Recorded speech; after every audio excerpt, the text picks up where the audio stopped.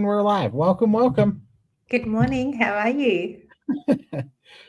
Just saw you. It's funny. We do open chat in SBG gang, and every time I see Lindy, it's dark outside because I forget that it's like midnight when she has to get up or something. I think it's 7 o'clock in the morning, but it's getting darker here earlier. But now the sun, it's not even sunny outside, but it's light outside. So yeah, I Yeah. feel like it's daytime. I actually get up before the birds. I have to tiptoe around the house and so I don't wake up the birds to do open chat. Oh, well, it's good to see Lindy with light outside. I always feel bad for her when I see her in the morning because I'm like, she has to get up at crack of dawn. It's like she's you know, working graveyard shift. Yeah, no, I've always been an early bird anyway, so it doesn't phase me. My dad used to knock on our door in the morning, like 6 o'clock in the morning. He's like, "Get out of bed, we're going for a drive." So, like, I'm accustomed to that from since I was little. So, yeah, we used to go on family drives every weekend. And now, like, I still have my dad knocking in my head, "Get up, it's time to get up." So, 50 years later, but anyway, all good. We Well, used that's to. awesome. Well, we got a couple of announcements at the beginning here. One, Michael's not making it today. He's feeling under the weather, but he'll be back next week. He's just healing up, and then we actually have a little bit of a schedule conflict today, so we're only going to be going an hour today. So definitely get your questions in quick. We'll be back. I think in the future too, we're going to try to do more live streams a week. So I think we're going to cut down the time on the live stream. So we're going to make this a 2 hour live stream on Sunday moving forward. But today we have a bit of a conflict on the schedule. So today we're just doing an hour. But we appreciate you guys stopping in. So please get your questions in uh, as soon as you can.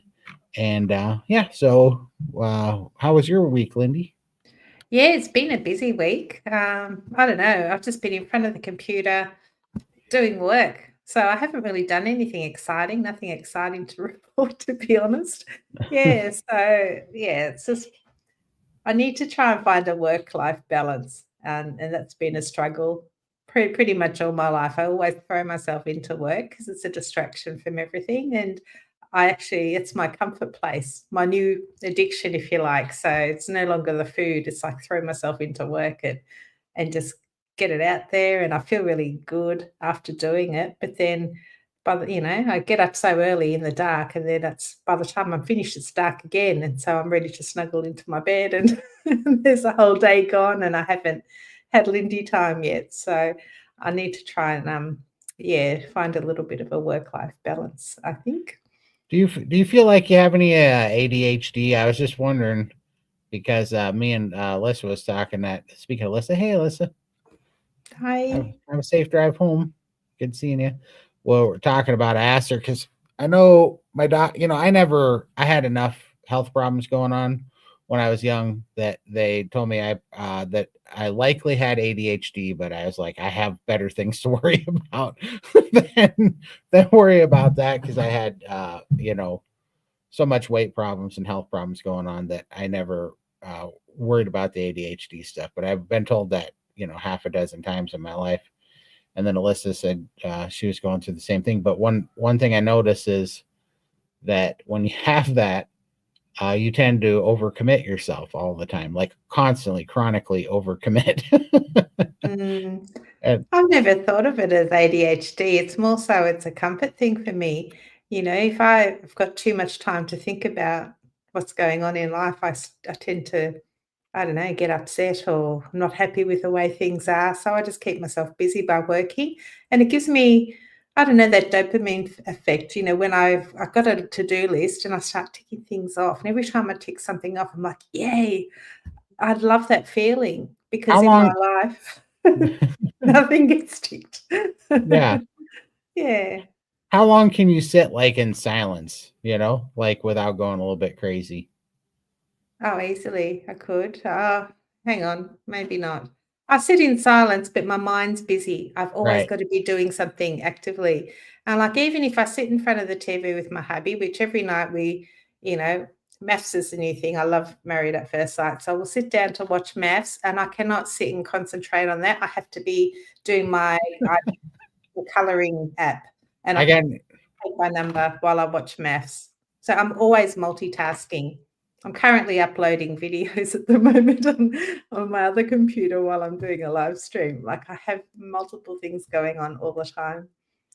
I have news for you. I think you have ADHD from what I've heard what it is, because that sounds an awful lot familiar. Exactly. I can't sit through a movie. I can't, I always got to be doing three things at the same time. But yeah, it was just kind of funny. I was curious because you're talking about how you're over loading your schedule and stuff. And I think that's, I don't know, put in the chat where I'm no expert at it. Let me know if that sounds familiar to you guys that with the ADHD. You're giving me labels. I don't like labels. I hear you. I hear you.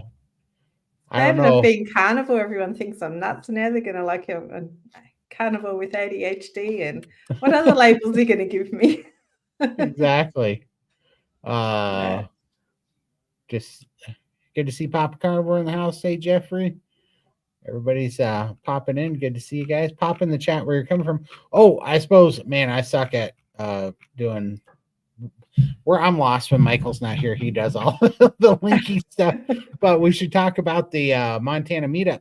Is put in the chat if any of you guys are coming to the Montana meetup in the 4th of July. It's going to be a good time. And let me see if we have a banner. I'm sure. Yes, right there.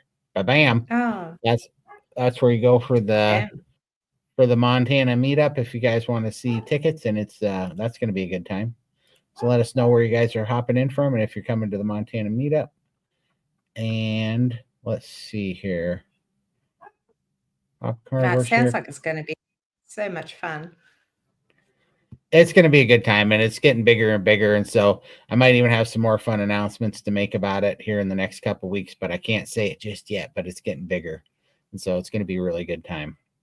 Really looking forward to it. Do I know about it? Do I know about this announcement? You don't know quite all of it. I'll tell you later. Okay. I'll tell you later. But it's going to be bigger for sure, and it's starting to shape up nicely. So because the thing about these meetups is it's so hard. Especially this is our first international SBG Steak and Butter Gang meetup, and so we don't know how many people are going to show up. If we started at 300, it's selling pretty dang quick, but we don't know if there needs to be more or less. We don't know where it tops out, and so that's why for all of you people that are looking at it and going, I need the exact address of the venue. We don't have the exact address of the venue because until we get a good idea, we don't want to disappoint a bunch of people if like 500 people want to come and we only book a 300 person unit, but also we don't want to book a 500 person unit and only have 200 people come. So yeah, the balancing act, because we had to keep the tickets as prices as tight as we could, which means we don't have it in the budget to overbook a giant venue without the ticket sales. So it's a balance. And so as over the next 6 weeks or so, as the tickets sell, we will know how big a venue we need, and then we will have an exact address for you. However, all that you need to know is that we're not a big town. So if you're in Belgrade, Four Corners, Gallatin Gateway, or Bozeman, you're within 15 to 20 minutes of where we're going to be. It's going to be very, very short drive. So yeah, definitely get in early because I think isn't it? Well, 4th of July is a big event, so it's going to be busy anyway. So having an influx of carnivores, it might be a struggle to accommodation if you leave it too late. 100%. And that's exactly why we put the tickets out so early so that so we can get an idea, so we can get it booked and everybody can get their accommodations booked. But it's going to be a big meetup. There's going to be Sean Baker, Anthony Chafee, Bella Steak and Butter Gal, Carrie Mann, Homestead Howe, Adam Lacey, Dr. Kiltz, Carnivore. Let's see, Ashley from Carnivore Brothers, Brett from Hoosier Carnivore. Who else am I missing? Dr. Phil from SVG. There's a few question marks as well because there's a few people that still yet to RSVP, some really big names. So yeah, so we got to so stay tuned. But that's going to be fun. Let's see. And then, yeah, and also if you guys are coming to the meetup, I'm curious. And this is a little bit of data gathering too, because we're figuring out the dates and things a little bit better for the future. Let me know if you guys are coming to Montana to check out the meetup, if you guys will be taking off like Sunday to go to the Yellowstone National Park or anything, or if you guys are going to be visiting any other parts of Montana when you're here. That's going to be awesome. Do you think you'll do a little live stream from the event so I can join in if I don't make it? I'm thinking about Didn't? trying to figure out something. I think at least I don't think we'll be able, I mean, we'll be hopping in live streams on YouTube for sure, on and off. We'll have a bunch of those, but I think what we should do is we should probably live stream the Q&A event, the Saturday one, the Q&A and presentation. I think I was going to see if we could live stream that whole thing. I just don't know how the audio is going to work out, but we're going to look at it and see if we can't live stream it on Zoom to SBG Gang, because I think that would be fun. You know what I mean? Yeah, it would be. Yeah. Would be. Yeah. Hey, Don. It looks like Don's been to Montana before. That's awesome. Arizona on the Rim. Man, I was just in Arizona. I love that place. That was a great drive. I really enjoyed driving across your state. Marina wants a surgery update, Lindy. Oh, yes. So trying to think how many weeks it's been now. It's been about 4 or 5 weeks now since surgery. So I'm doing really well. My scar is healing beautifully. Still not allowed to do much still. I have to be very careful. I'm not allowed to use my reband or anything. Just gentle walking is about all. But I'm feeling amazing. I have a lap. I feel very light on my feet. My center of gravity is a bit off, so I kind of am off balance a little bit. So I'm kind of working on that, trying to just walk around the house a little bit more and just find that center of gravity again, because I've got this 22 pounds of skin from the front is just gone. So I kind of lean back a little bit to overcompensate. And yeah, that's been a bit of a struggle, but I'll get there.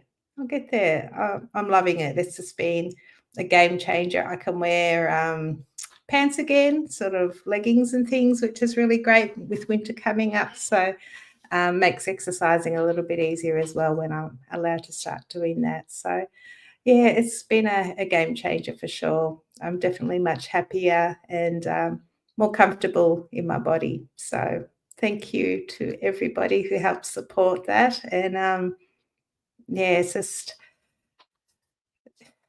I think we talked about it. They actually found I had a hernia, and that if I was just a matter of days of being raced into emergency if that had have perforated. And that, knowing me, if something had happened, I wouldn't have gone to the doctors, and that could have been the end of me. So it was a bit of divine intervention there, the way that it all happened. And I still get emotional about it, to think that under all that skin, I had this hernia brewing that I had no idea was even there. And it wasn't until he opened up and went to perform the surgery that it was like, oh goodness, we've got a bit of a problem here. It's all fixed now and I'm perfectly fine. But yeah, my colon had sort of come through and was being strangulated. And if that hadn't have, it was literally a matter of days before that was going to be a serious issue. So I was very, very lucky. So yeah, but absolutely doing good now. No, and I mean, it's really quite interesting when you think about this, that we had to, so for all of you that don't know, we had to do a GoFundMe to get help Lindy get the surgery, because Lindy went in and it wasn't covered by insurance, because these crazy people said that the surgery was elective and not medically necessary, right? So because they said it wasn't medically necessary for her health after she lost over 500 pounds. So let's just put all that in perspective for a minute, just so I can raise your blood pressure like it raises mine when I think about it. That our genius medical systems tell us that if you weigh 800 pounds, then you can have bariatric surgery. You can have all those GLP-1 shots that are like, $1,000, $1,500 a month or whatever they are. They'll pay for that. You can be diabetic and they'll pay for all the insulin shots and all that medication. There's so much of that crap that they'll pay for. But if you do carnivore, just eat meat, get off all your medications, lose 500 pounds, and then you have 50 pounds of hanging flesh that's pulling on your back and causing all sorts of health problems, they say that that's not medically necessary. So basically, to put your health problems behind you and get your life back and be free, well, they're not in the position to help you do that. But if you want to take these drugs that you got to be on forever, they'll help you with that. And then she goes in, so we have to crowdfund it through, which thank you guys so much for all that you guys have done. But we go and do that, and then we find out that her doctor said she was 3 days away from possibly losing her life because she had a hernia that she didn't even know she had, and that surgery literally probably saved her life. And so that sounds like one hell of a not medically necessary surgery to have if it saved her life and she had about 3 days left. I mean, how absolutely infuriating is that to listen to that nonsense? It just made me grateful and also so mad when you actually see how that rolls out. That shows the absurdity and how broken our medical system really is, that they will pay for all this crap to help you maintain being sick. If like they're happy all day long to give you sick care and treat symptoms as you stay sick, but boy, if you get healthy, they don't want to help you, get through this. And think about all the money that Lindy's, you're saving the medical system by not continuing to be sick. You know what I mean? Absolutely. Yeah, I'm no longer a type 2 diabetic and yeah, all my pain's gone. I'm feeling amazing and not eating as much anymore because carnivore's very satiating. I did have lap band surgery 27 years ago. That was supposed to cure me, and obviously it did nothing at all because it's not fixing the root cause of the problem. And that's, I guess, emotional eating and comfort eating, whatever. It just never had that off switch, and carnivore's what's given me that off switch now that has made me be able to sustain this lifestyle. So, um, yeah, I was offered the GLP ones as well, and I continue to be offered it. And I'm just like, no, yeah, I'm not in any hurry to lose. I've still got a lot of weight to lose. I've lost 500 pounds. I've lost 22 pounds in skin removal, and I'm still morbidly obese. I've still got a long way to go, and I'm okay with that. It's taken me 3 years to get here, which I think is pretty awesome considering it's taken me 50 years to get to where I was. And I will continue to, do this. This is not a diet. This is a lifestyle for me, and I'll just keep going, and my body will just gradually get to where it needs to be. And I don't have a goal weight in mind. I don't have to worry about tracking macros, whatever. I just don't care as long as I have my health. As long as I'm happy, I can keep up with the family. I can live my life. I've been given a second chance. The rest is just trivial to me now. So, I'll get there. And I'm really happy with my progress so far. And the fact that I'm free from all those numbers and things like that, it's like there's no hurry, just day at a time, I'll get to where I need to be. So, yeah, there's no For sure. urgency.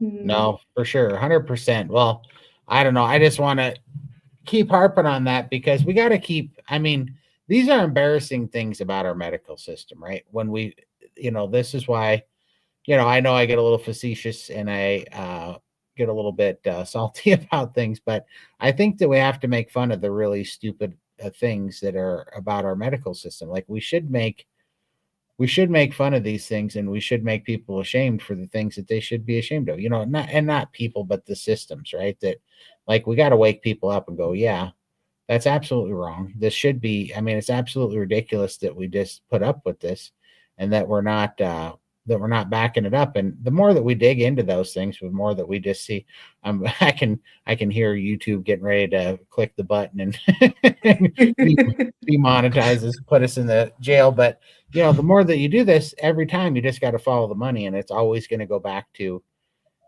it'll be covered by insurance if it's a long-term treatment that you have to have, that these drug companies can make money off of. If it's going to be something that's going to make you healthy and take you out of the system that you're paying money into every month, of course there's no established pathway to that. They're going to say stuff like, well, that's not medically necessary. And it's like, it's medically necessary to make sure that other things aren't medically necessary to free us from being in this stupid hamster wheel of the sick care treatment nonsense. But Yeah. And they're always ready to, send you to a dietitian or naturopath or whatever or give you the medication to change your way of eating. But when I've lost 500 pounds and they say, how did you do that? And I say, carnivore. Oh, okay. And then they offer these things and I say, no, I'm not interested. They just basically wipe their hands off you and send you off on your way, which means I need to do my own research and I need to continue doing what makes me feel good because the doctor doesn't want to know about it. I've literally been, they're just not interested, which is fine. I don't want to be under a doctor's guidance all the time. If I break a leg or, do something and I need a doctor, that's great. But when it comes to losing weight, this is what's working for me. And obviously I've done the lap band and I've done everything else that they've said and nothing worked. So just continue doing what I'm doing. And I had to find my own way with that. So for sure. But they're not interested. They're like, "Oh, keep doing what you're doing and leave it at that." They just wash their hands of me and leave me go and do my carnival thing now. So, which I'm happy about. But yeah, if you don't follow what they want, they don't want to know about it. For sure, 100%. Lewis has a good question. Hey, Lewis, good to see you. Lewis is also in the SBG gang. Says, did anybody see Kelly Hogan's recent video with Dr. Boz and GLP-1s? Absolutely, and it was a fantastic video. And I think everybody knows by now that I'm not a big fan of GLP-1s by any means, but I know that you're on the other side of that argument, Lewis. But even so, even with that being the case, me and some of the SBG gang, Dr. Phil and everybody were talking, and I really liked how Dr. Boz presented it because, I'm all for anything that's going to help somebody really be healthy, and not just lose weight or not any of those things. And my biggest I just have a genuine distrust of the drug system. I do not, you guys have heard me joke around and say it a million times, but I do not negotiate with terrorists. And that's what I think the drug, companies are. And so I am immediately, completely and totally skeptical anytime the drug company says, take this pill. It's not going to hurt you at all. We tested it. It's safe. It's going to give you all these things. And so, but I did like how it was such a great conversation on how Dr. Boz, because I think we all can agree by now that at the very least, the GLP-1s and the doses that they're doing is making people, it's too high doses and it's making people sick. But even at the low doses, my concern is we do not know the long-term effects of these GLP-1s. And also, we don't know that it can't be accomplished. It might take longer. We don't know if it can't be accomplished by healing our metabolic disease with carnivore diet, which we see a lot, but obviously it won't be 100% of people. But with all that in mind, I love the conversation that she said that this has to happen in conjunction. Even the microdosing of the GLP-1s is really only a good plan if you're on a carnivore diet so you don't lose the muscle mass. But I have two main concerns about GLP-1s, even the microdosing. And that is, one, if you're doing that, and Dr. Boz hit on this too, which I really loved, if you are microdosing GLP-1s,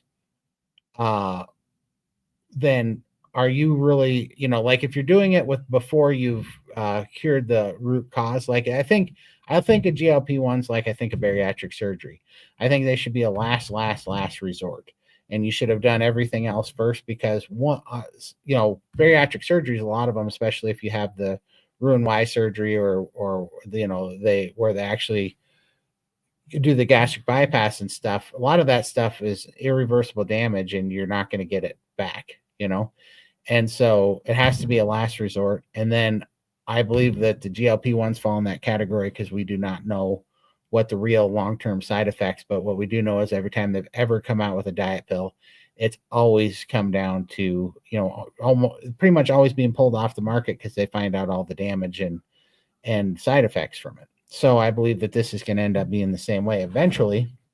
So, I think I love how she was talking about it, that it's a risk versus, a risk analysis, right? If somebody has medical conditions that are going to be more detrimental to them, but I do not think it should be for losing weight for how you look. It's got to be for a serious medical, it's a kind of life-saving reason, right? But even with all that in mind, I wonder, I'm just thinking to myself, if you would have brought me a GLP-1 27 months ago and I could lose weight with it, I would have continued eating bad. I would have never gotten nourished. I would have never gotten freedom from disordered eating and food addiction. I would have never gotten free from any of that. And I would have just abused GLP-1s. And I'm not saying that anybody in the chat's doing, I'm just talking about from my perspective, I would have abused it to continue eating the addictive things, and I would have never gotten free from disordered eating and even the nicotine that I ended up quitting. And there's so many things by healing that I was able to get free from. So I worry that if people go to the GLP-1s before they learn how to deal with the root cause of their eating disorders and everything, I feel like it's just going to be abused. Like if somebody can't moderate sugar and carbohydrates in food, what makes us think they're going to moderate microdosing GLP-1s if it's not very well watched and regulated? And so these are my concerns out there. Yeah, I kind of agree. It's almost like my daughter's type 1 diabetic, and the doctor's always saying, if you can have some sugar, just add extra insulin to cover it. And that's my mindset too. It's not going to fix anything. If I was having the GLP-1s, I'll have a bit of cake. I'll just take a little bit extra to, like, I don't know. I have no idea how it works or anything, but I just know my mind will trick me into trying to do that. And I don't think I want a microdose. I just want to keep going. And I just think it's going to be another tool to use to hurt myself because I want quick results. So I don't think I could manage it very well. So I just don't even want to even contemplate putting that into my equation. Carnivore's working and I'm fine with how I'm going now. And I've got that off switch, which I never had before. But there's no rush to lose or to get to, a better weight or anything. I just find it's too difficult. I just wouldn't want to try and moderate it at all. And I am scared of the long-term effects. How's it going to affect you? Thankfully, I've had my babies now. So, if I was a young person having it, how's it going to affect babies moving forward? Is it messing with hormones? Like, I have no idea, but that's something that sort of frightens me as well. Like, if my girls were to go down that path and decide to have a family, is it going to affect future kids having these, chemicals or whatever in your system? Like, For sure. Well, and I feel sometimes I really think, yeah, it drives me nuts. Someday I'm just going to get kicked off this platform because I know they sit there because they, they watch these stupid things, but I just feel that I feel like that the drug companies purposely like to infiltrate things like Carnivore and things and tell you, no, you're right, that was working because X, Y, and Z, but add this thing and then it derails people. They're always trying to, as soon as people start going back to trying to be healthy, the drug companies, and I know I'm not saying this about microdosing GLP-1s, but I'm just saying the fact that the drug companies are pushing GLP-1s not as a insulin resistant deal anymore, but now it's on every channel and they're hitting up every influencer to push it and to lose weight as a weight loss drug, right? And I just feel like it's more people, and that's why Lewis said here that he agrees that it should be with the carnivore diet, that it's a non-negotiable. I think that's way smart for sure. And but I just feel like, I feel like, let's say during the keto movement, that all of a sudden big food came in and kind of sabotaged the keto movement, because keto was working for a lot of people. And if most people would have done keto uh, strictly, right, with like they're supposed to, with like 20 grams or less of carbohydrates a day, and not doing the net carb thing and all that stuff, a lot more people would have had luck with it. But keto got infiltrated by big food with all the keto labeled products, all the keto labeled protein powders and exogenous ketones and snacks and fat bombs and MCT oils and all this crap that all of a sudden was loaded with stevia. And we went from, okay, we're going to get off of the standard American diet, we're going to go to keto, and it's going to be whole foods and it's going to be healthy. And then everybody's like, hey, if we just take this xylitol xanthan gum, oat milk, or not, or what was it, almond flour, we can make a pizza, we can make all the same crap that we were eating on standard American diet, that's all made out of these processed products that we get from the store, because they say keto on it.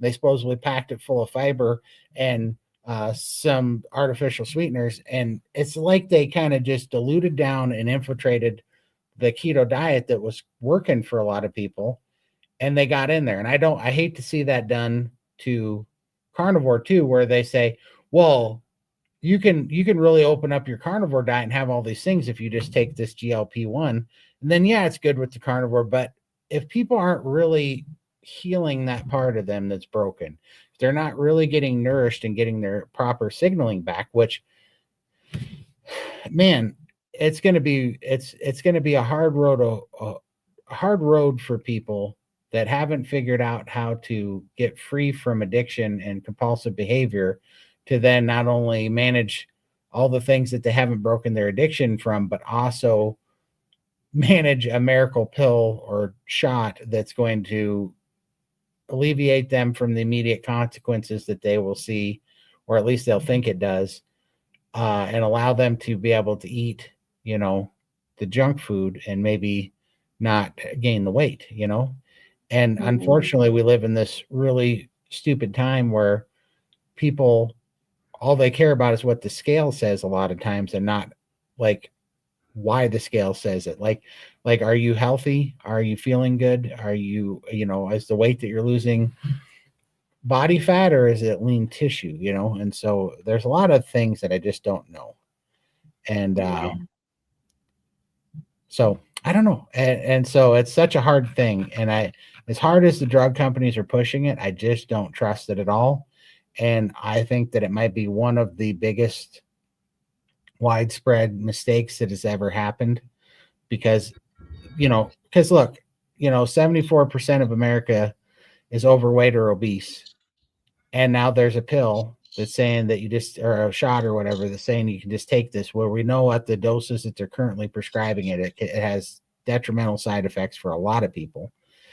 And it sounds like there's a very disciplined way that maybe people could take it, with maybe mitigate some of the side effects and get some effects out of it. But we really don't know the long-term side effects to it yet. We really don't know what the ultimate cost is going to be. But meanwhile, it's taken attention off of what has made Lindy lose 500 pounds and has made me lose 320 pounds. But even more so, the weight. I mean, the weight was what I thought mattered.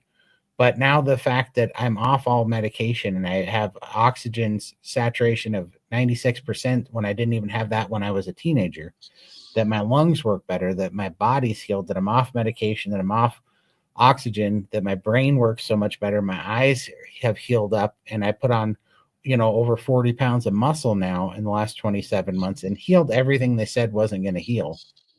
That's what people are risking missing out on, I fear, if they don't do carnivore first and then do GLP-1s at a last resort, only if they've tried everything else and they need something because that there's something in their gut that's broken and they're just not making the GLP-1 naturally. And after we've had like extensive, time to understand what the real cost of taking those long term is going to be, so that you could do a real cost risk analysis, I guess. Mm. I'm following quite a few different sort of influencers, people on weight loss journeys, and none of them are carnivore.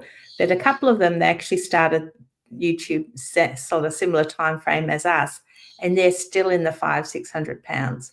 Not doing carnivore, doing other things. A couple of them are actually have tried the weight loss medications and failed because it's not fixing the root cause of the problem. They're still eating the crap. They think, okay, I'm going to go on this medication, I'm going to start losing weight, but they haven't changed their diet. It still requires a lot of work. You can't just have the injection and think that's a magical cure. There's still a lot of work to go with it.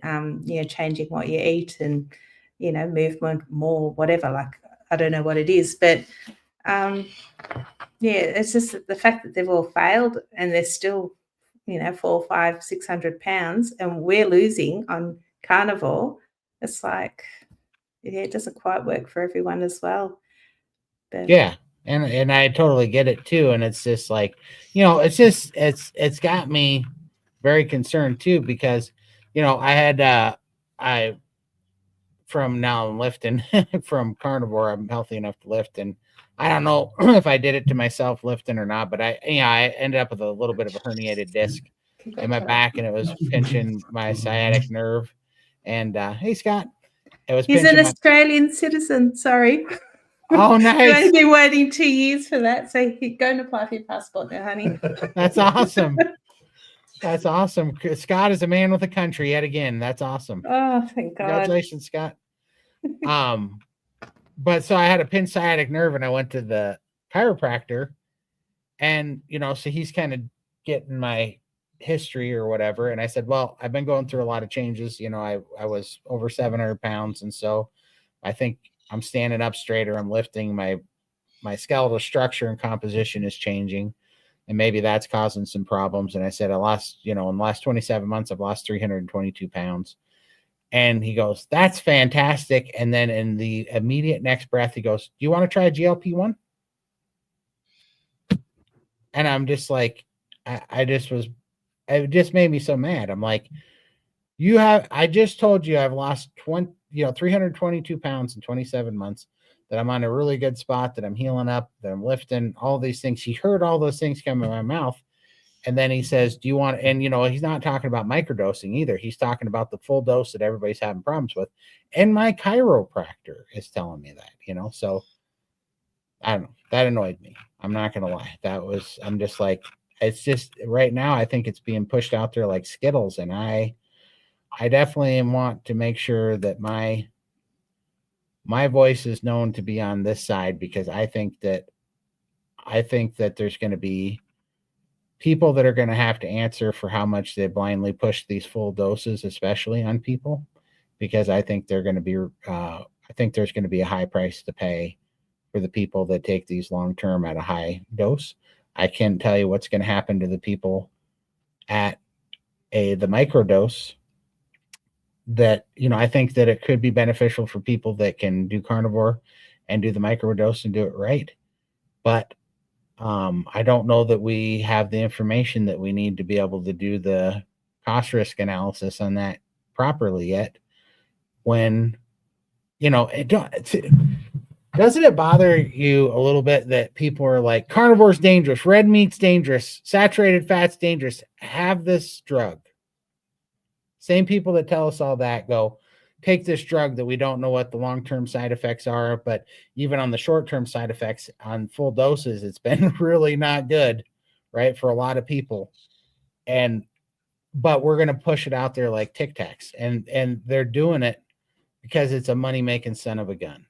And as soon as you tell me that this thing makes money, that it sells, there's no free lunches in this world. I've never seen something that didn't have a cost.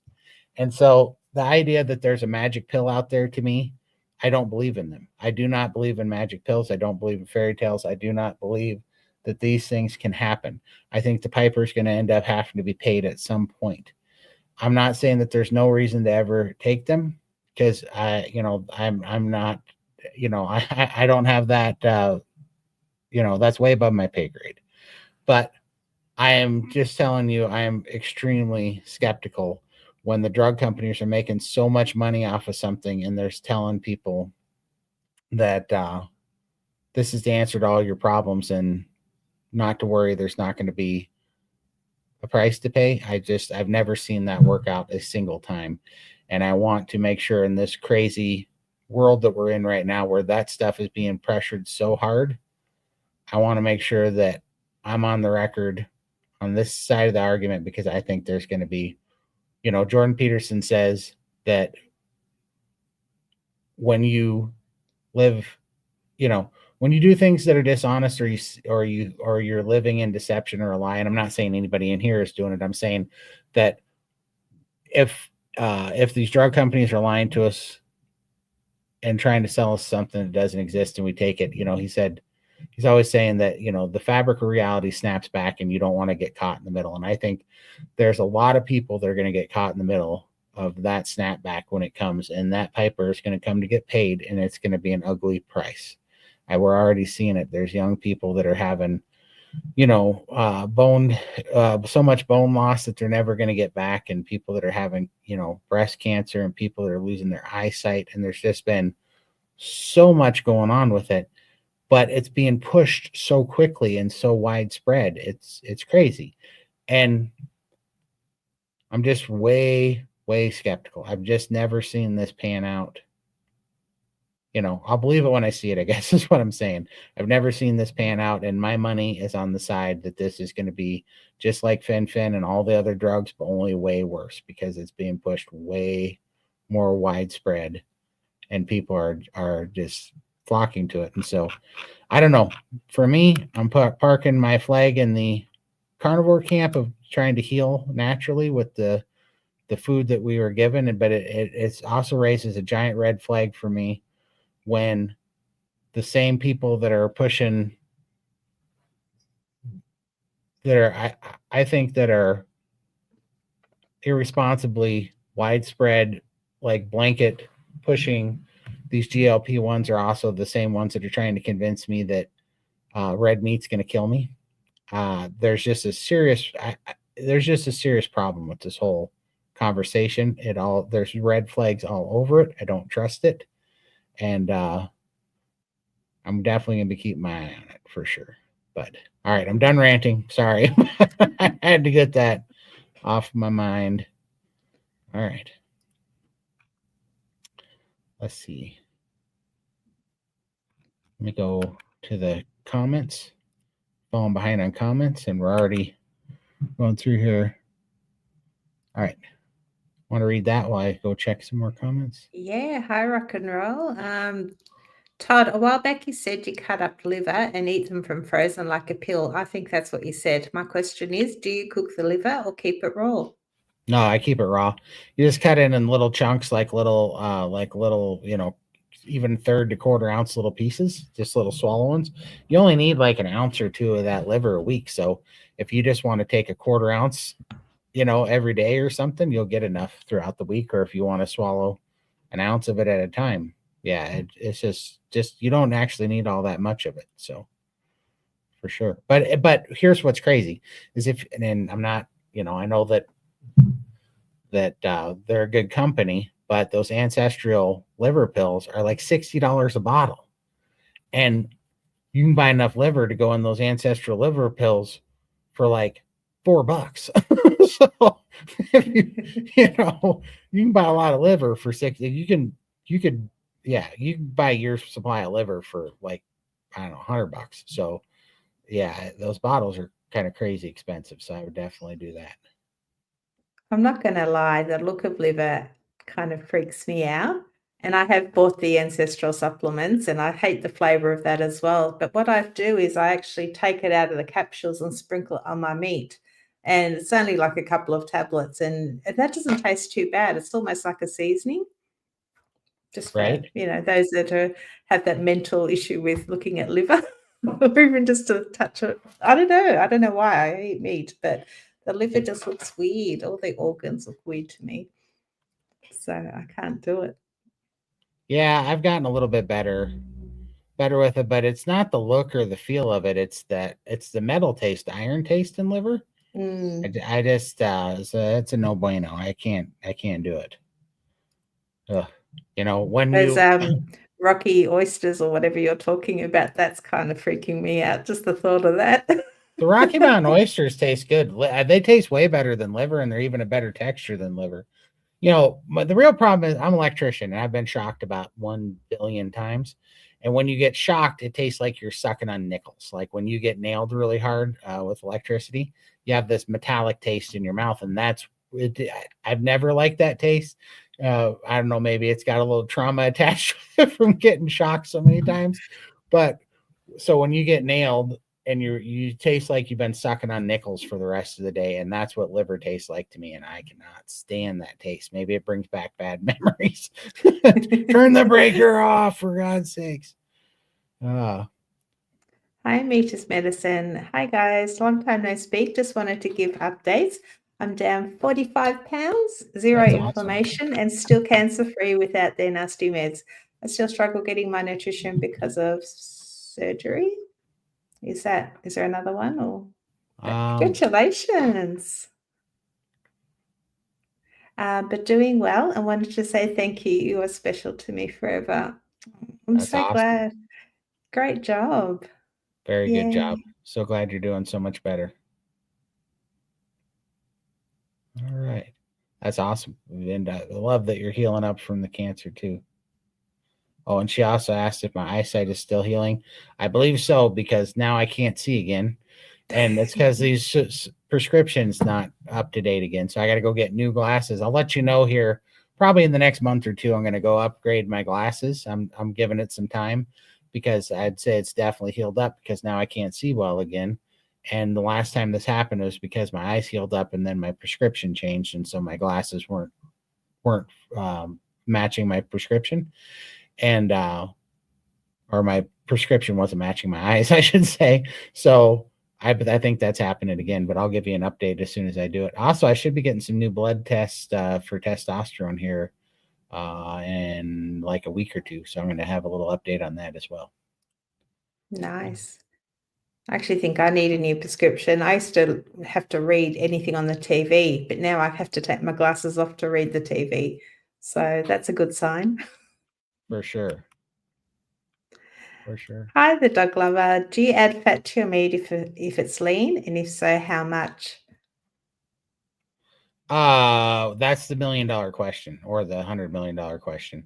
Everybody asks that, but the answer is at first you have to do it to your tolerance, meaning that whatever doesn't make you poop your pants, you gotta keep adding the fat in, and then until your body until you get your signaling and your hormone signaling back, and then you can just eat it to taste.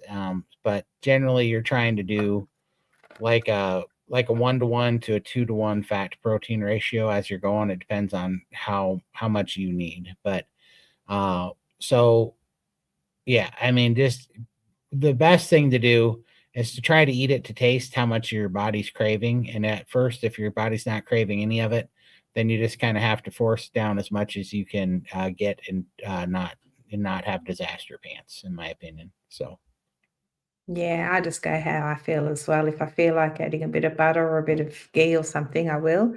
But other times I just like it plain. So for yeah. sure. Lewis says, thanks, Todd. I'd like to hear Dr. Phil's take on it too, maybe an SPG. Definitely. I think that's definitely going to come up because it's a conversation that has to be had for sure. So, no, I look forward to it. Thank you, Lewis. And I will DM you when we're going to have that conversation. So, because I know that you have a lot of insight on it too. So, love to have you in the conversation.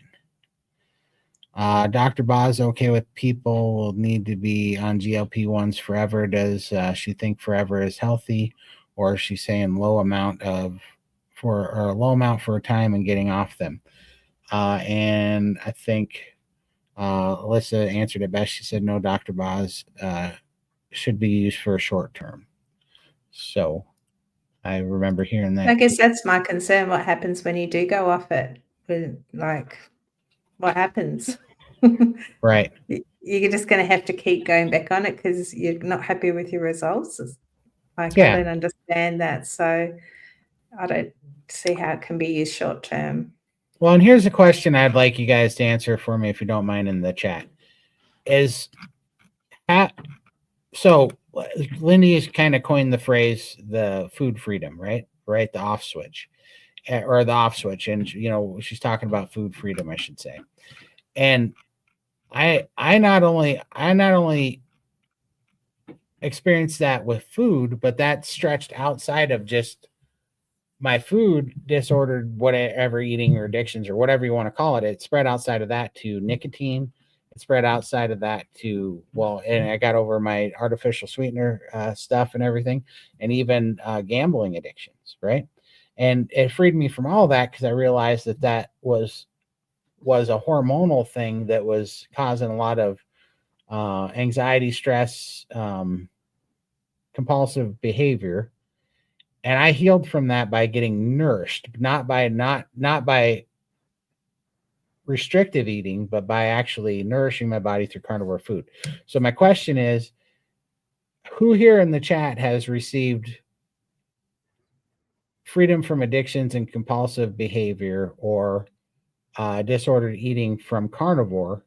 And do you think if you were to go back to your compulsive self, back however long ago that was, that had disordered eating, and you were able to take a pill that would help you just lose weight, do you think that you would have found the freedom from the disordered eating and addictive behavior? If that, I know that's a big question, but I'd love to know what you guys think of that. And I'll start with Lindy.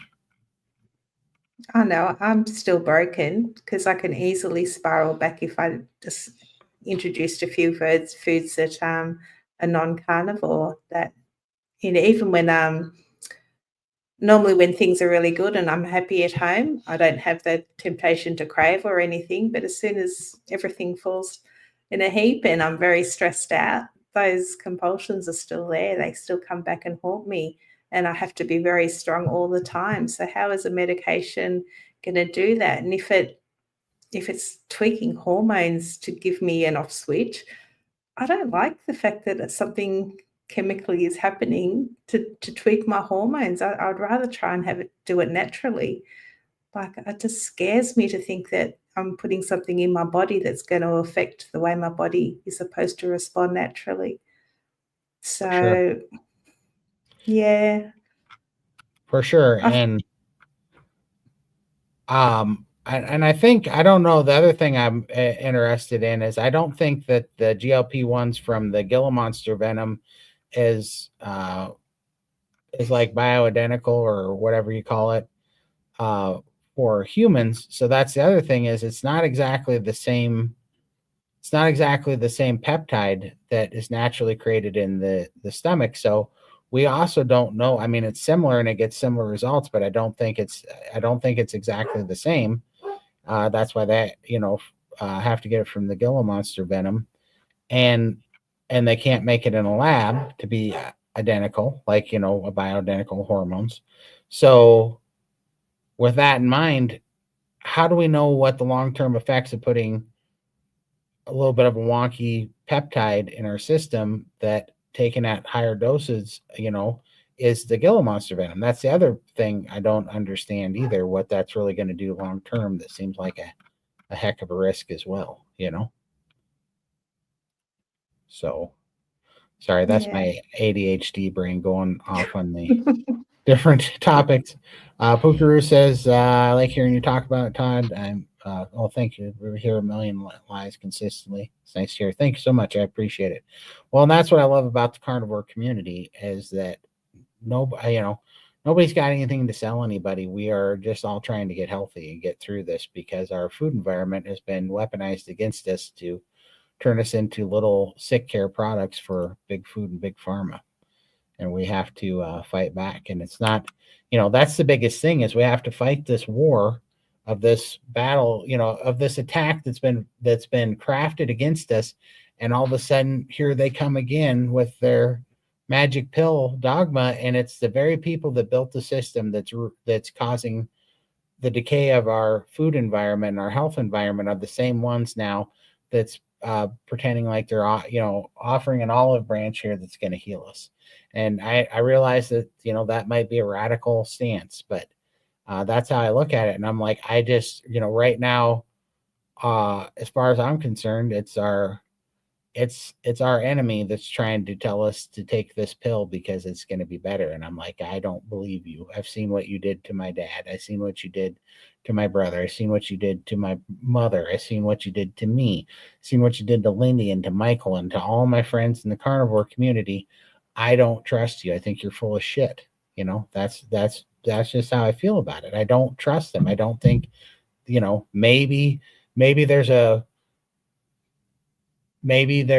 world where the thing that makes a ton of money also could be the right healthy thing too. Maybe that can exist. I don't know. I just don't. But I don't trust it. And I damn sure know that I'll stand on my own 2 feet before I delegate any more of my health and mental health to those people that are so willing to put collateral damage into their business model of pain and suffering of Americans and, well, the whole planet, all humans. Yeah, and I'm trying to avoid being put in the system, take a number, here's your drugs, move along kind of thing. It's just not very personable. It's just not interested in going there. That's 100% for sure. Yeah. Had my yearly physical this past Friday. Doctor said, wow, you look great, 35 pounds down. How'd you do it? I said, carnivore lifestyle. Oh, that's dangerous. Please keep watch on your LDL levels. I'm sure, or CDL levels. Yeah, exactly. I know. I saw a meme the other day that says, it was basically this guy says, Doc, I feel terrible. I don't have any energy. I feel terrible. Something's really wrong. And the doctor said, no, your bloods look good. Go home and I'll see you in 90 days. And then another meme that said, Doc, I feel great. I'm on carnivore diet. And he goes, your bloods look terrible. Take these pills and see me in 90 days. That's so true.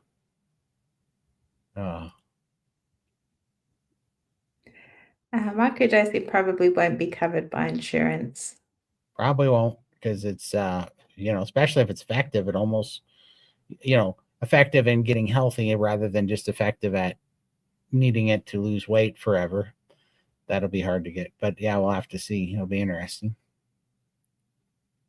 Hi, Anna. It's nice to see you again. Hi, gang. Update. 2 months post-stress heart attack.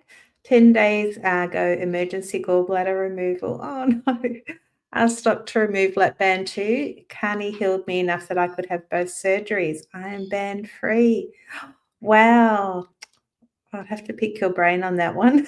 So I've still got mine and I'm nervous about having it out. So yeah, that's fantastic. How are you doing with that out? Like, God, can you eat a whole steak in one sitting? That's kind of like a dream for me on my bucket list. For sure. Wow. It's a great update. Thanks for coming back. That's awesome. All right. Hi, Thomas. So I found out today that all my twitching and lost thoughts could be a result of all the surgeries I had, the anesthesia. Oh, wow. Yeah. Well, hopefully, there's so many things, Thomas, that I had that the doctor said weren't going to heal, including, I had they don't know for sure. They believe I had a mini stroke and I wasn't able to get, recall words and sentences, and I was struggling to speak. And they said that might not come back. And congestive heart failure, the COVID lung, their active airway disease, all those things, the lymphatic tissue on my legs, all those things they said wouldn't heal, and they healed. So I don't know, stay the course. And I think the future looks good for you, Thomas. Yeah, for sure. Your symptoms will be much better anyway, even if it's not 100%. It's going to be better than if you eat the same way you were eating before. For sure. Hi, Pikiroo. What are people looking to gain from liver specifically? I don't eat liver nor oysters. I think she doesn't know what Rocky Mountain oysters are either. I had to, ask. Wondering if something important that I need to add on my keto issues resolving, feeling better daily.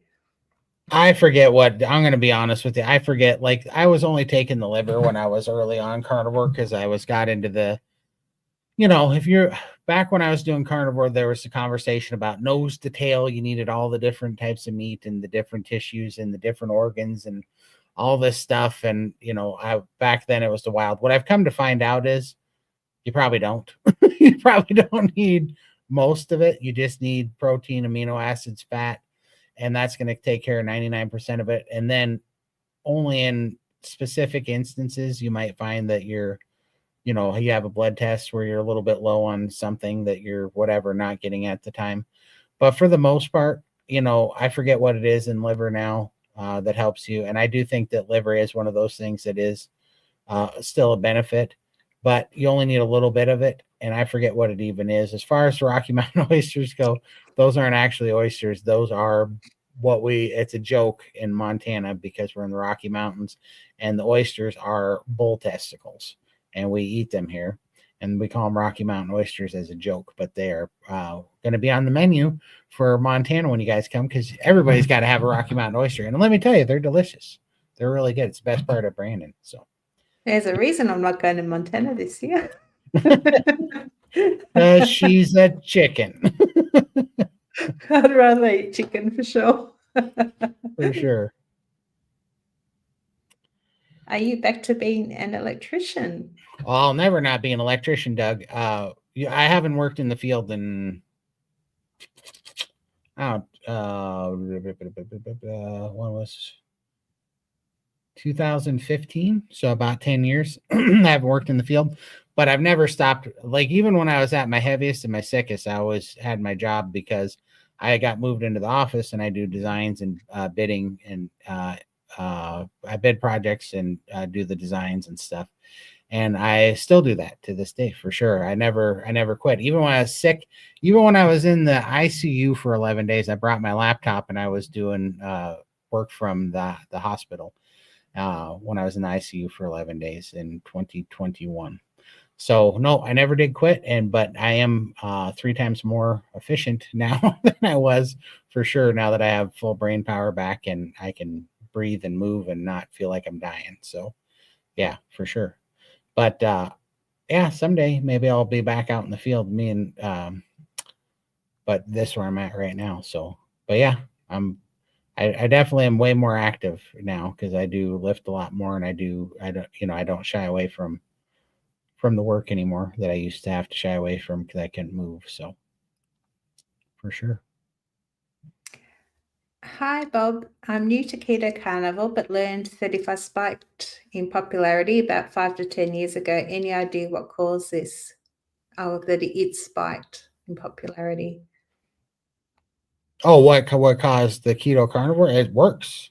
It works is what spiked. I think that the fact that YouTube and freedom of information is getting out there that you can't keep things under wrap, that there's just a shift. They've ruined our food environment that's gotten so much. I mean, think about these numbers. And this, I'm sorry if I sound like a broken record, but this is just astonishing to me that the number, I mean, I'm going to throw a few of these stats out there that is just crazy. That 74% of Americans are either overweight or obese, right? I think it was Nick Norowitz, or no, it was Ben Bickman. Ben Bickman says that 88% of the Earth's population is metabolically sick, right? They have metabolic disease of some sort. The number one killer in the United States of our citizens is the number 3 treatment for all disease, which is medical treatment, right? The medical treatment and drugs is the number 3 killer of people in the United States, and that's our number 1 go-to for all disease. The number 1 treatment for all disease is the 3rd largest loss of life and death in the United States. How absolutely insane is that? And the fact that when we look around and we see all these sick people that are in charge of our medical system and in charge of our food and that tell us what is healthy, and they all themselves are suffering from the same disease that we're all trying to get free from because their own environment that they are touting as healthy is killing them as well. I mean, the number one killer of cardiologists is still heart disease, and we still listen to these idiots. Like, why? Why are we listening to these idiots? And so, to answer your question, the reason why it's getting popular is because enough people got sick that we had to finally, it was an epidemic enough, or a pandemic enough, or whatever you want to call it, that it got bad enough that the fear mongering was no longer working, and we all had to go find for ourselves, because we've lost all faith in the medical system, because it's not making anything better, not consistently, not long term. They're just a sick care that's handling symptoms. And so people had to go out and find out what was real, and naturally we all went back to the way things were before everybody started getting sick. We went back to our ancestral ways of eating, and it worked. We went back to ways that our grandparents ate, and it worked. But now, with that information to combat the dogma and the bullshit lies, and the fact that we have things like YouTube, and everybody can now pick up their phone, and I can sit here and talk to 7,000 people, and say, look, I'm right here, and this healed me. We can get that message out, and it's finally becoming louder than the fear mongering from big food, big pharma. And I think that's exactly why, because truth always rises to the top. And because truth is meaning, and it has results, and it's purely built off of results. And that's what we're all seeing. We're all experiencing freedom and real health. And it resonates with people, because people are lost and they are looking for the answer. And that's what we're all here to do, is to help tout that, help be the example and help spread the message. And it's going to keep growing. And that's why I hate to see us fall into any kind of traps where a miracle magic pill swings down from the heavens of big food and big pharma and comes and saves us all, until we find out that it didn't. You know what I mean? And it gets us distracted. I'm not negotiating with terrorists. I'm not getting distracted by any bullshit. We're just going to get healthy the way that we were designed to be. And we're just going to keep spreading that message, Hi, Maria. Hi, It's how great are to see you? you. Glad you came Maria was over. in open chat today, wasn't she? She was chatting it up. She's Yeah. starting to be a pro. Good on you. Great to see you here. For sure. Meat stimulates the GLP-1 receptor naturally. I don't think doctors are telling patients that. No, because you're Right. not allowed to eat meat. Right. Exactly. How can they tell you that meat stimulates that naturally, and also keep telling you that red meat causes cancer and cholesterol and bad for your heart, and the cow farts are ruining the ozone and going to destroy us all? Like, they can't have both those narratives,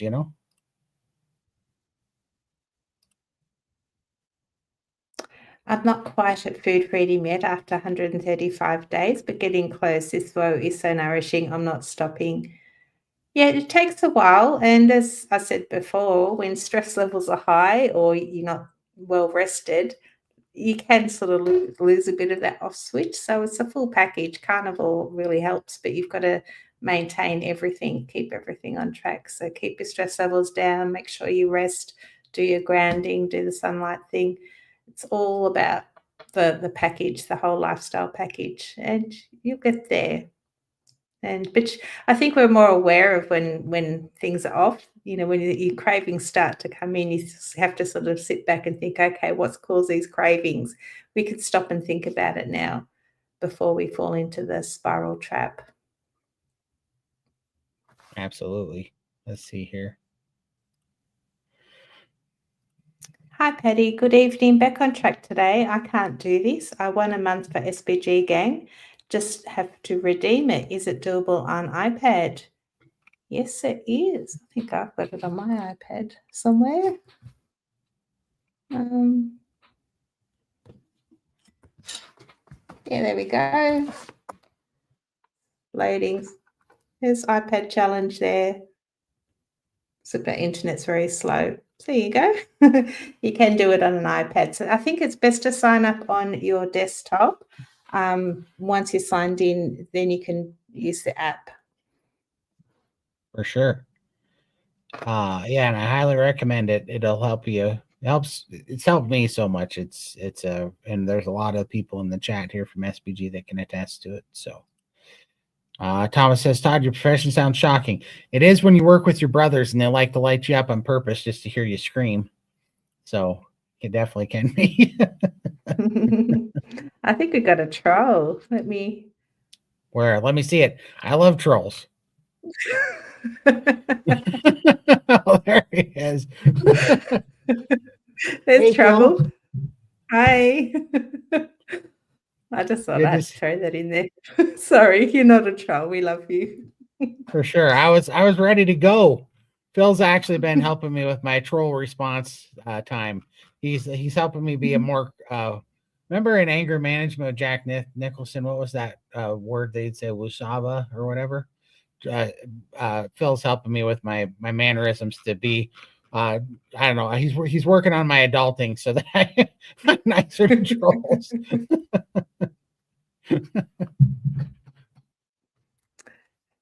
Please do, Lindy. Happy to talk about it in detail. Yes, can eat steak and anything. The mental fear was strong at first because I had the ban for 15 years, but now have complete freedom. Yeah, that would be a mental challenge, like my balance challenges now with after my surgery. So definitely something I would need to consider as well. But I'm so glad that you've got that done. That's awesome. Yeah, I've just got Yeah. to grow some balls and do it. Rocky Mountain oysters. You gotta grow some Rocky Mountain oysters. For sure. I love you too, Phil. And also, Phil's going to be at the Montana meetup. He's not on the poster yet, but he will be. But Phil's already got his plane ticket and everything, so you guys can come ask Phil some awesome questions too. So I don't tell Phil this because he get a big head, but he's my favorite carnivore doctor. So Oh, it's mine too. So yeah, absolutely. for sure.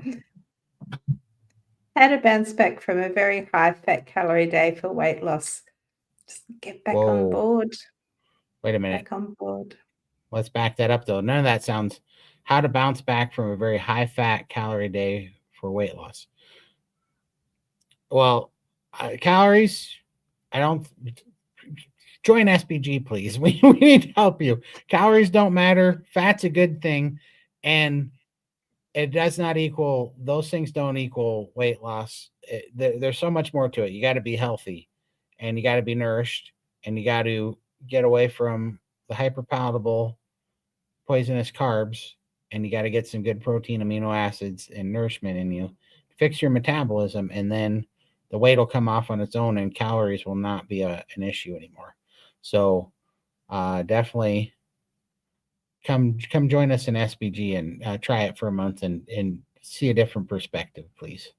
Yeah, the answer is not to go on a revenge fast because that's just going to make you spiral even further. For sure. So, yeah, you need to satiate your body, get back on track, and then weight loss comes later. For sure. Calories matter for bombs, furnaces, and combustion engines. I love that, John. 100%. So, what in Rocky Mountains oysters taste like? I mean, do you know there's shrimps and there's beef ribeyes and there's sausages and pork ribs? So, what do they taste like? Honestly, they kind of taste like they taste a little bit like sirloin with kind of the texture. I mean, I've only ever had them deep fried, and I haven't had them since I've been carnivore. I've only ever had them deep fried and breaded, and then usually dip them in ranch dressing or whatever.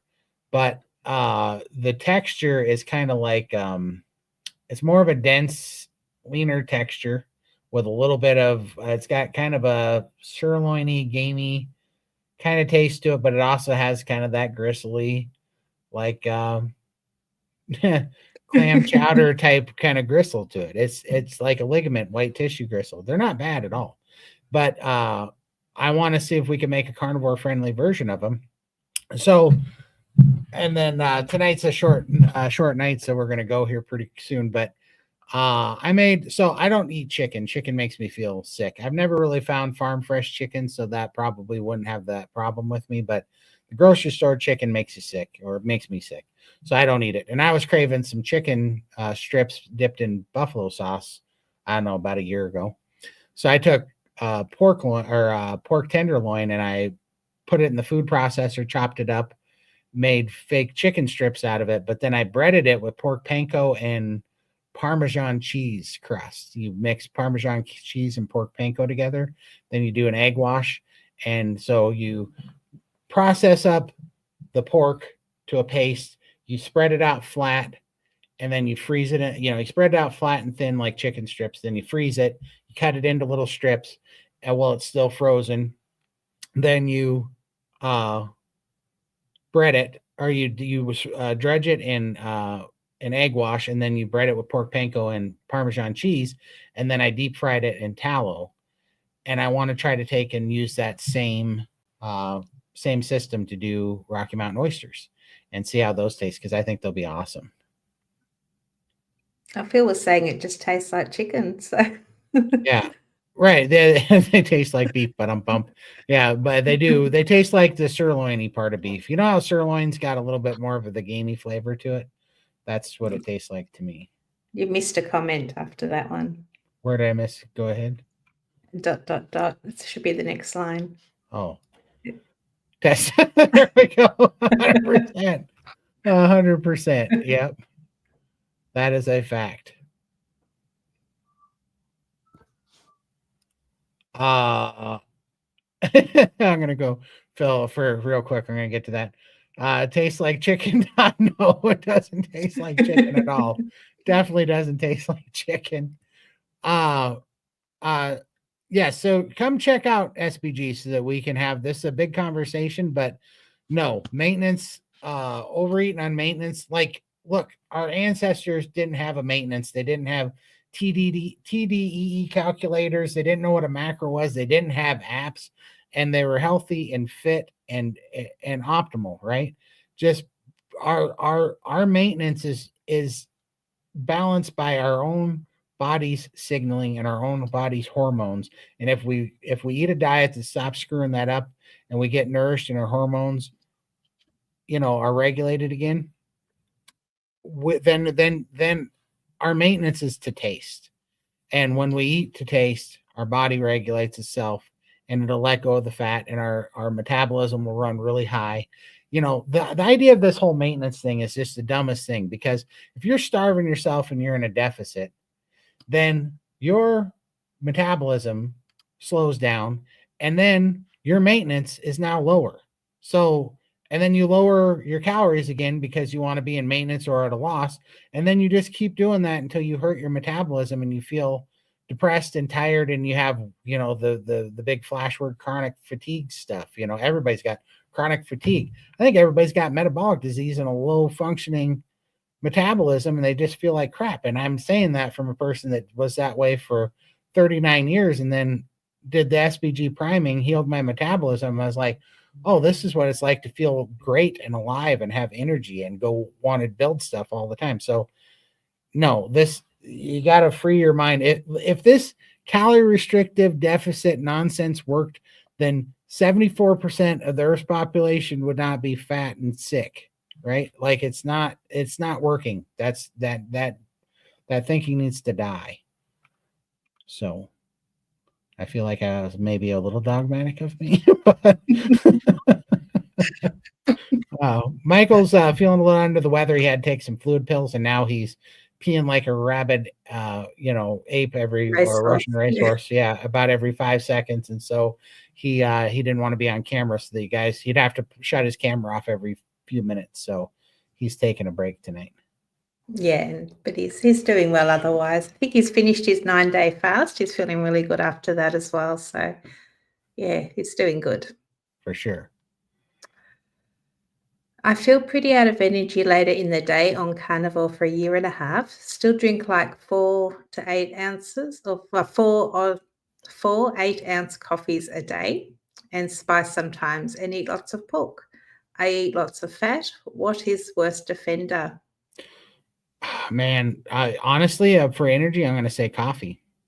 And I'm just speaking. I know this is super controversial thing here, but the coffee screws up your hunger signals, screws up your natural appetite, satiation, and hunger signals, And coffee blocks, I forget what it is, but I know that when I used to be so addicted to caffeine, and I know there's a lot of people that don't have this problem with coffee. I was definitely one of them. Coffee blocks, it doesn't give you energy. It blocks something that tells you that you're tired or something until you crash. I forget what it is. And it causes like a cortisol spike or something, the caffeine does.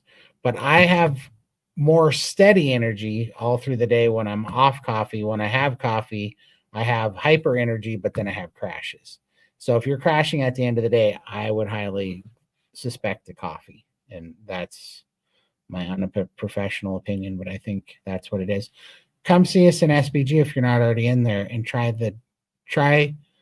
their system for 30 days or 60 days and see if that doesn't go away, because you're also, if you're having a bunch of coffee, you're also likely under eating, but that's not for the coffee doesn't do that for everybody, but it does it for a lot of people, and you won't know until you try it. So And maybe try having your coffee after your meal, not before.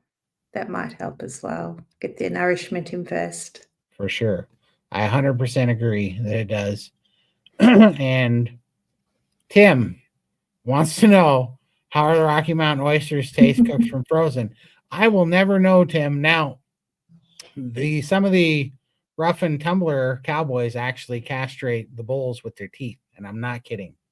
They reach down there and they bite them off, as the old cowboys do, because they believe that it causes less bleeding if you castrate the cows by biting the cords off with your teeth. So they got them fresh from the source back then. I've never done that. I'm definitely not that cowboy, but they never ate them from frozen either, so I don't either, Tim. Let's say eating a crap ton of eggs and beef. Oh, this is the calories and Right. yeah. So, all right. So yes, eating a crap ton of eggs and beef. True story. You're going to lose your mind when I tell you this. But I went for about 6 months eating 7 pounds of beef a day, and uh, then went straight into eating. And I did this for testosterone, but drinking 54 egg yolks a day to fix my low testosterone. And I ended up, through all that period of time, over the last 27 months, lost 322 pounds. So yeah, you don't have to worry about that. The meat is not the problem. You're going to heal. You might, like, when I first did that, I gained 21 pounds, but I lost 3 shirt sizes while I was gaining weight because I was putting on muscle. The muscle's eating fat. We're getting rid of inflammation. We're getting rid of fluid. It's a composition diet. And so, yes, you don't have to worry about eating a ton of meat. Most people find that they can't eat enough meat to gain fat. Most people. Some people can, but I still even think that those people are just still healing metabolic disease, and it's taking time.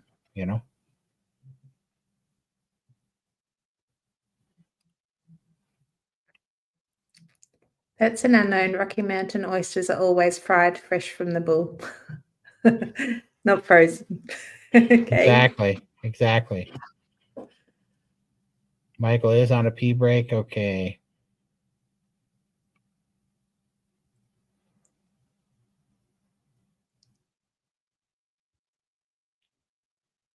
Let's see here. Jules. Now, I can't remember what it looks like when he gets the crap kicked at him.